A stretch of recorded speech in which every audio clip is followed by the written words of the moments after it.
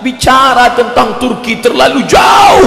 Kita yang berada di Asia Tenggara, apa hubungan kita dengan Turki? Tapi mereka yang membaca sejarah dengan baik, Sultan Hamengkubuwono, Sultan Yogyakarta menunjukkan prasasti bahwa Turki pernah menitipkan kekuasaan kepada Sultan Hamengkubuwono. Buktinya masih dipegang sampai sekarang. Apa maknanya? Bahkan di antara Wali Songo itu pun, di antara mereka adalah utusan dari Kesultanan Turki. Bukankah Turki itu bermazhab Hanafi? Bukankah orang-orang Turki itu bermazhab Hanafi? Tapi kenapa Sultan yang bermazhab Hanafi mengirim ulama-ulama Wali Songo bermazhab Syafi'i? Dia mengerti dakwah. Kami memang bermazhab Hanafi, tapi kami tahu nun saudara kami yang jauh di sana mereka bermazhab Syafi'i. Maka mereka kirim para ulama dan dai yang bermazhab Syafi'i demi keutuhan, demi keselamatan. Mereka lah dulu yang menerangi bumi Nusantara ini, yang sebelumnya nenek moyang kita menyembah batu, menyembah lembu, menyembah setan. Tapi begitu dai Islam dari Turki itu datang, semuanya bersyahadat asyhadu an la ilaha illallah wa asyhadu anna muhammadan rasulullah. Maka kejatuhan Turki juga ikut menjadi keruntuhan kita. Maka kejatuhan Turki juga ikut menjadi keruntuhan kita.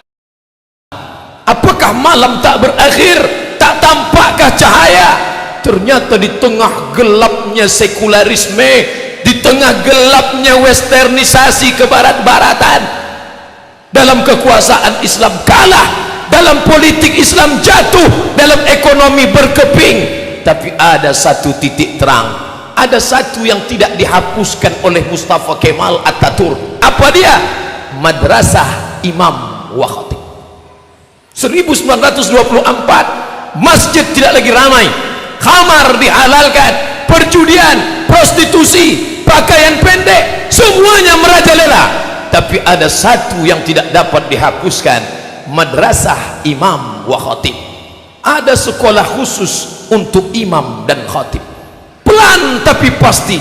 Walaupun negara sekuler, walaupun orang mabuk di tengah jalan, walaupun diskotik di mana-mana, Madrasah Imam wa Khatib tetap eksis. Guru-guru dengan keikhlasan mengajarkan Al-Quran, guru-guru dengan lillahi ta'ala mendidik anak-anak. Subhanallah, Masya Allah, dari Madrasah Imam dan Khatib itu hampir seabad lamanya mereka ingin memadamkan cahaya Allah. Yuriduna ayutfi'u nurallah, mereka ingin memadamkan cahaya Allah. Wallahu mutimmu nurihi, tapi Allah menyempurnakan cahayanya. Masya Allah, ada satu yang tak padam, Madrasah Imam wa Khatib. Dari sekolah imam dan khatib ini lahirlah seorang pemimpin yang hari ini disegani dunia. Lahirlah seorang pemimpin yang hari ini disegani dunia, yang hari ini disegani dunia, yang berani duduk meletakkan tapak kakinya di wajah Simon Peres laknatullah alaih. Dia berani menunjuk wajah Simon Peres. Inilah orang yang berani membunuh anak-anak Palestina. Ya qatilil abriya, wahai engkau yang berani membunuh anak-anak Palestina.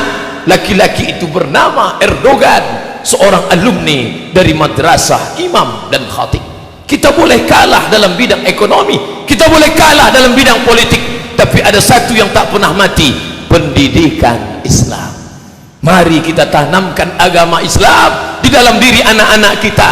Banyak orang yang tidak sabar dengan keadaan ini, lalu mereka menempuh jalur kekerasan, radikalisme, bunuh, bakar, hancurkan. Ini bukan ajaran Islam.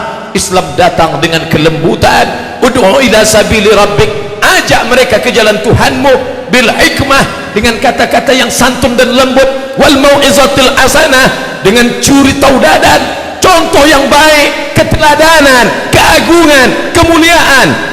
Andai dia ingin berdebat, debatlah dia.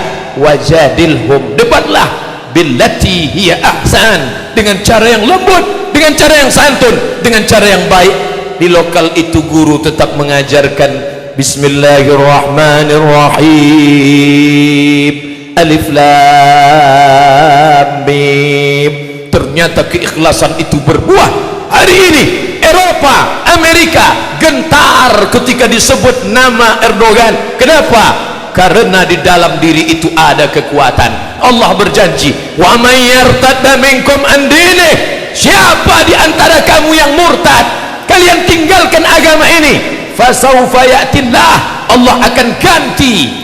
Andai murtad semua orang ini, apakah Allah rugi? Wa may yanqalib ala aqibaihi, siapa yang meninggalkan agama ini, falan yadurrallaha syai'a, Allah tidak rugi walau sedikit pun. Allah tidak akan merasa rugi walau sedikit pun. Ketika semua orang Turki meninggalkan Islam, ketika mereka merubah masjid menjadi museum, ketika mereka melarang perkumpulan, apakah rugi Allah? Wa may yartadda minkum an dinihi, siapa yang